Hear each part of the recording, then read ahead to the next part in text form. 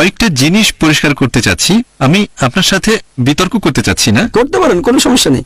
আমি করতে পারবো না, কারণ আপনি অনেক জানেন। আমি কোনো বিতর্ক করতে চাচ্ছি না। আমি আসলে চাচ্ছি শিখতে। আমার ধারণা এখানে সবাই এসেছেন জানতে আল্লাহ সম্পর্কে। তাহলে আমি আপনার কাছ থেকে শিখলাম বা আপনি আমার কাছ থেকে শিখলেন, সেটাই ভালো।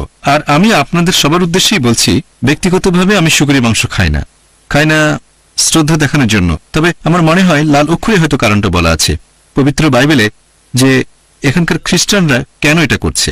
কারণটা হয়তো শুধুই কালো অক্ষর না।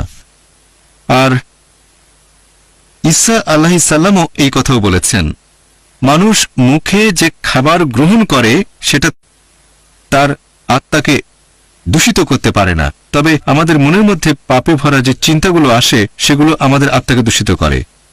আর যেহেতু হযরত ঈসা আলাইহিস সালাম এই কথাগুলো বলেছেন, আমরা খ্রিস্টানরা মনে করি তিনি সব খাবারকে হালাল করেছেন। তোমরা যে খাবার খাও সেটা তোমাদের আত্মাকে দূষিত করতে পারে না। তাহলে আপনি এটার সাথে একমত নাকি যে বাইবেলের লাল অক্ষরে কারণটা বলা হয়েছে যে খ্রিস্টানরা কেন এটা মনে করে যে মুসা নবীর সময়ে আল্লাহ শুকরের মাংস নিষিদ্ধ করেছিলেন, আর পরবর্তীতে হযরত ঈসা আলাইহিস সালাম সেটাকে করে দিলেন হালাল তার অনুসারীদের জন্য?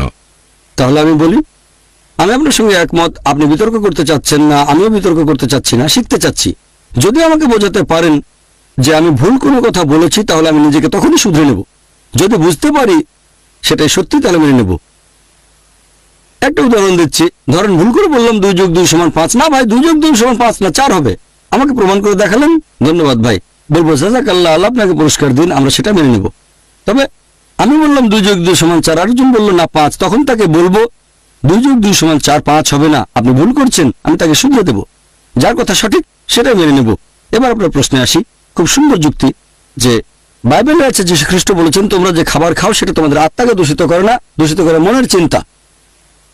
আমি তর্কের খাতিরে আপনার কথাটা মানলাম, তাহলে সে পরস্পর বিরোধী হবে। আগে যেটা বলেছিলাম, গসপেল অফ ম্যাথিউ অধ্যায় নম্বর 5 অনুচ্ছেদ 17 থেকে 20, ভেবো না আমি নবীগণের আইন বাতিল করতে এসেছি, এটা তাহলে ভুল। তার মানে যীশু খ্রিস্ট মিথ্যে কথা বলছেন। নাউজুবিল্লাহ, আল্লাহ ক্ষমা করুন, আমরা এ কথা মানি না। তিনি মিথ্যে বলতে পারেন না। যদি আপনি আইনের সামান্য অংশ লঙ্ঘন করেন, আইন কি? শুকরের মাংস খাবেন না। যখন এরকম দুটো বক্তব্য থাকবে, আমরা দুটোই মেনে চলার চেষ্টা করব। তার মানে অন্যান্য যেসব খাবার খাচ্ছেন সমস্যা নেই, তবে শুকরের মাংস খাবেন না। কেন? কারণ গসপেল অফ ম্যাথিউ অধ্যায় 5 অনুচ্ছেদ 17 থেকে 20 বলা হয়েছে আইনের সামান্য ক্ষুদ্রতম অংশ লঙ্ঘন করা যাবে না। একই কথা আছে কোরআনে। কোরআনের উপর অনেক আয়াত আছে যেখানে বলা হয়েছে যে এই খাবারগুলো হারাম। তার মানে এই না যে শুধু এই 4টাই হারাম, আরেকটা হারাম করা হয়েছে হয়তো অন্য জায়গায়। এরকম একটা বলেছিলাম মৃত জন্তু, রক্ত এবং শুকরের মাংস। আরেক জায়গায় বলা হয়েছে মদ পান করা হারাম। এখন আপনি কোরআনের মাত্র একটা আয়াত নিয়ে বলতে পারবেন না যে এটা সম্পূর্ণ ইসলাম। ঠিক, যেটাকে হারাম বলা হয়েছে সেটা হারাম, তারপর বলা হয়েছে অন্য সব খাবার হালাল। আর এখানে আমরা দেখতে পাচ্ছি যে খ্রিস্টানদের বাইবেলে লাল অক্ষর বলছে, আমি নবীগণের আইন সম্পূর্ণ করতে এসেছি, একটা বাতিল করতে আসিনি। যদি তোমাদের মধ্যে কেউ সেই আইনের সামান্য অংশ লঙ্ঘন করো, তাহলে সে স্বর্গের রাজ্যে যেতে পারবে না। যিশুর অন্যান্য কথাগুলো এই কথাগুলোর বিরুদ্ধে যেতে পারে না। তা না হলে যীশু খ্রিস্ট বা ঈসা আলাইহিস সালাম মিথ্যে কথা বলেছেন, নাউজুবিল্লাহ, আমরা সে কথা মানি না। তাহলে আমরা যীশু খ্রিস্টকে নিচে নামিয়ে দিয়ে পল বা পিটারকে উপরে তুলব না, না করা যাবে না, এটাই আইন। তাই এক্ষেত্রে আমরা বলবো যে যেহেতু পল বা পিটার কিছু বলেছিলেন বা থমাস কিছু বলেছিলেন, আমরা কি যীশু খ্রিস্টের কথার বিরুদ্ধে যাবো? আমি বলবো না। আমরা বলবো পল, পিটার, থমাস যা বলুক সেটা ভুল। আমরা যদি চাই তাহলে এভাবে সংশোধন করে নিতে পারি।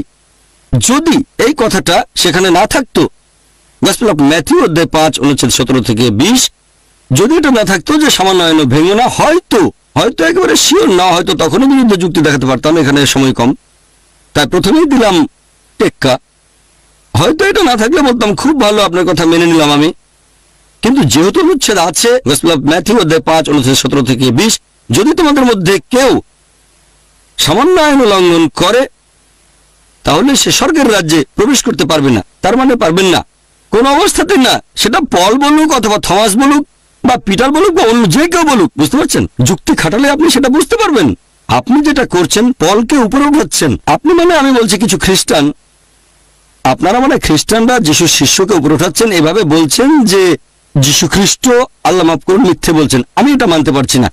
এভাবে আপনি বিভিন্ন ধর্মের মধ্যে একটা তুলনা করতে পারেন। এরকম তুলনার উপর ভিত্তি করে আমরা যেটা বলি, যদি খ্রিস্টান বলতে তাদের বোঝানো হয় যারা যীশু খ্রিস্টের নির্দেশগুলো পালন করে, তাহলে মুসলিমরা আমরা খ্রিস্টানদের চেয়ে অনেক বেশি খ্রিস্টান। শুকরের মাংস না খেলে আপনাকে অভিনন্দন জানাই। হয়তো যখন এই অডিটোরিয়াম থেকে বের হবেন, মদ পান করার অভ্যাস থাকলে সেটা বাদ দিয়ে দেবেন। যদি আপনি যীশু খ্রিস্টের উপাসনা করে থাকেন, হয়তো যখন অডিটোরিয়াম থেকে বের হবেন তখন থেকে যীশু খ্রিস্টের উপাসনা করা বন্ধ করে দেবেন। আমি আল্লাহর কাছে দোয়া করছি আপনাকে আমাকে যেন তিনি পথ দেখান। শুনে খুব ভালো লেগেছে যে অডিটোরিয়ামে আসার আগে আপনি শুকর মাংস খাননি। হয়তো আমার লেকচার শোনার পরে মদ পানের অভ্যেস থাকলে সেটাও বাদ দিয়ে দেবেন। যদি আপনি যীশু খ্রিস্টের উপাসনা করে থাকেন, হয়তো অডিটোরিয়াম থেকে বের হয়ে উপাসনা করবেন না, কারণ আপনাকে প্রমাণ দেখিয়েছি। অথবা যেতে পারেন আপনার স্টাডি রুমে অথবা কোনো লাইব্রেরিতে রেফারেন্সগুলো চেক করবেন। তারপর দেখবেন যে হ্যাঁ, ওই লোকটা যে কথাগুলো বলেছিল, ওই যে হালকা পাতলা লোকটা, মাথায় টুপি, চশমা, হালকা দাড়ি, হ্যাংলা পাতলা, সে রেফারেন্স দেয়। লোকটা যা বলেছিল তা ঠিক।